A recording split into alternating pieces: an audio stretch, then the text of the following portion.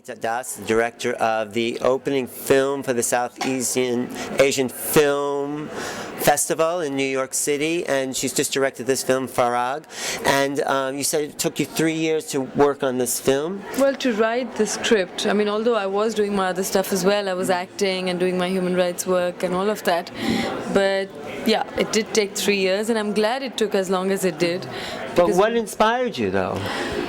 Many conversations, many conversations that I think, you talk about the kind of communal violence, what we say, which here, as they say, sectarian violence, especially what happened in Gujarat, and you realize that the conversations get divided, people get polarized in the way they think and the views and the kind of prejudice that you find when you scratch the surface.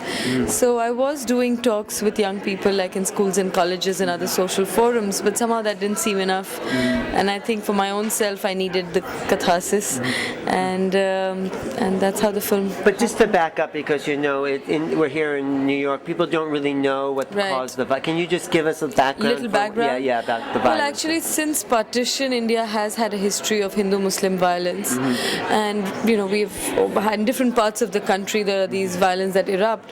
But a riot is when there's a spontaneous combustion of violence, and then the state intervenes and hopefully separates the communities. But what happened in 2002 in Gujarat was not really a regular riot.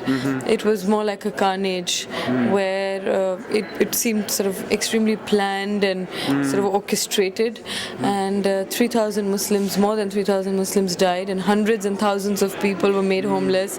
The houses got burnt. Many of them have not been able to go back to their houses. So I think we are constantly also finding justification for violence, which is sort of rather uncomfortable. But what was also interesting working with my cast and crew, because initially many of them were hesitant as well, or people who were part of the project, they were, they had certain ideas, or maybe there were certain prejudices that one was sort of exploring together.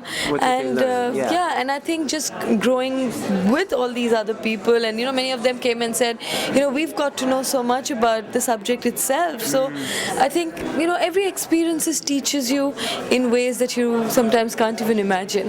And often that's why cinema is a powerful medium, not because it's created revolutions or any greater films have come and gone, but because it subconsciously triggers certain things that get stored in our mind, which help us to be who we are today. I mean, everything that we are is because also of the books we have read, the people we have met, the films we have seen, whatever. I mean, the theatre we might have watched. So all of that does have an impact. So I neither overrate the impact nor do I sort of undermine it, because my master's I did in social work, I did street theatre during my college, so in some sense I was already involved with certain issues of women and children, and then on violence.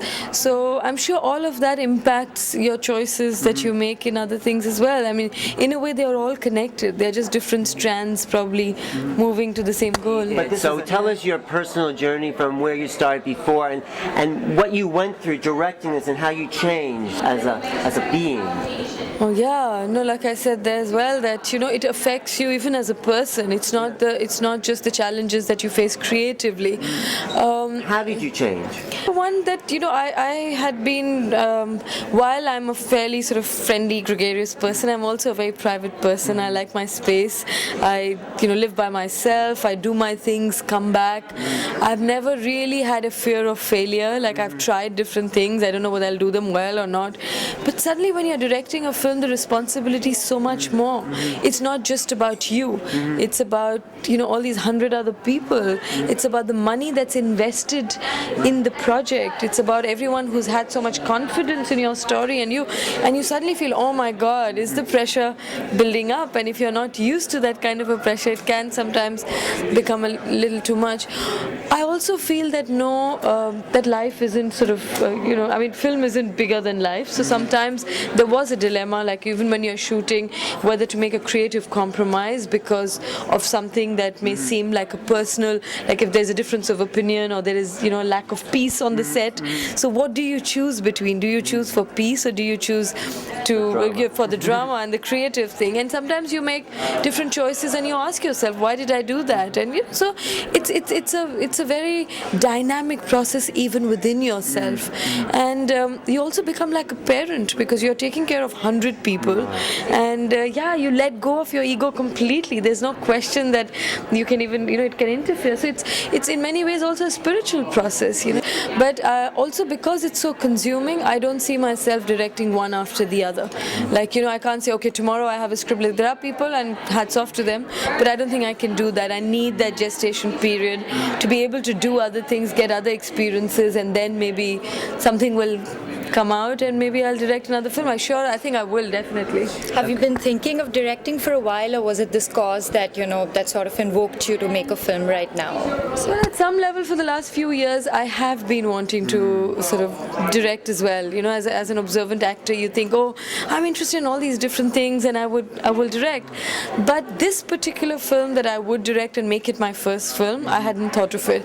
It was really the conversations, the issues, the involvement with the subject itself that drew me and made me into a director. So is it because doing the film was huge, but now taking it to the audience is no less a job. While these festivals are good platforms because they give the film, you know, some amount of attention, it's a very discerning audience, so you get interesting feedback, and in any case you want to reach out. And while the film is contextual, it's also international because the human emotions are so universal, so it does reach out.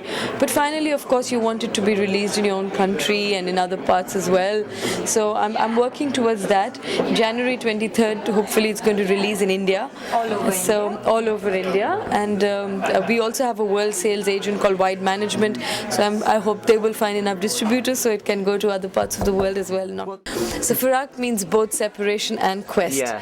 Separation because there's a lot of separation that's happening in our minds and hearts, not just the physical separation, but there's also a deep longing. There's also a deep quest and a search for peace and for something that we're all looking for. Within each of us, and within within the society, and within... And in my characters, who are the and storytellers. in India, Muslim, Hindu, and the planet. And the planet.